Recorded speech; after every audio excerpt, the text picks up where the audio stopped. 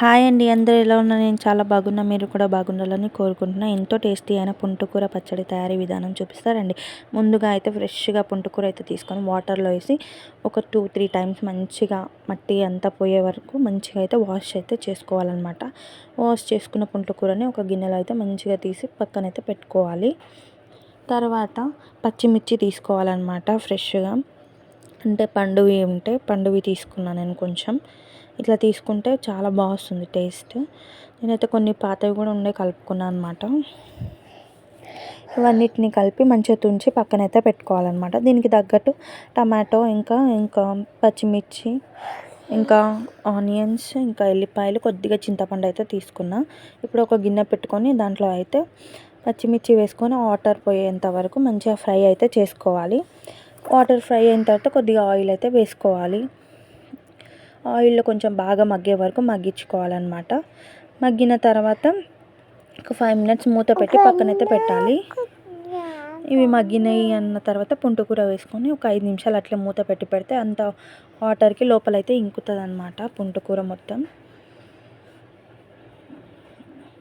ఆ 15 మినిట్స్ తర్వాత తీసి చూస్తే ఇట్లా అయితే మొత్తం లోపలికైతే ఇంకి ఉంటుంది అన్నమాట. ఇప్పుడు దీన్ని మంచిగా అయితే కలుపుకోవాలి.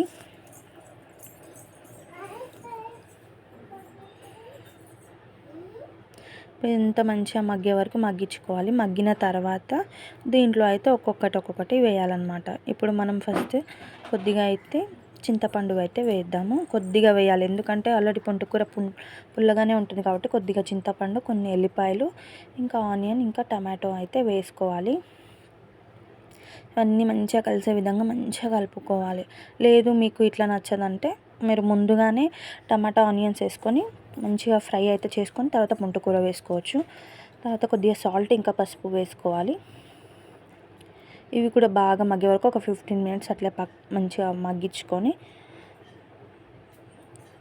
మూత అయితే పెట్టాలన్నమాట. నా ఛానల్ కనుక మీరు ఫస్ట్ టైం చూసినట్లయితే ప్లీజ్ సబ్స్క్రైబ్ చేసుకోండి. తర్వాత పక్కనైతే ఒక బాండీలో కొంచెం జీలకర్ర, ఇంకా మెంతులు, ఇంకా ధనియాలు వేసుకొని బాగా గోల్డెన్ బ్రౌన్ కలర్ వచ్చే వరకు బాగా ఫ్రై అయితే చేసుకోవాలి.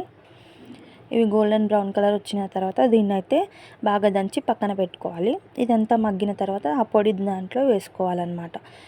పొడిని దీంట్లో వేసుకొని మంచిగా కలుపుకొని మూత పెట్టి చల్లార్చాలి. చల్లారిన తర్వాత మిక్సీ పట్టుకుంటే మనకి ఎంతో టేస్టీ అయిన పుంటుకూర చట్నీ రెడీ అయినట్టే. నా వీడియో కనుక మీకు నచ్చినట్లయితే ప్లీజ్ లైక్ చేయండి, షేర్ చేయండి, సబ్స్క్రైబ్ మాత్రం మర్చిపోకండి. బెల్ ఐకాన్ క్లిక్ చేయండి. థ్యాంక్ యూ అండి అందరికీ.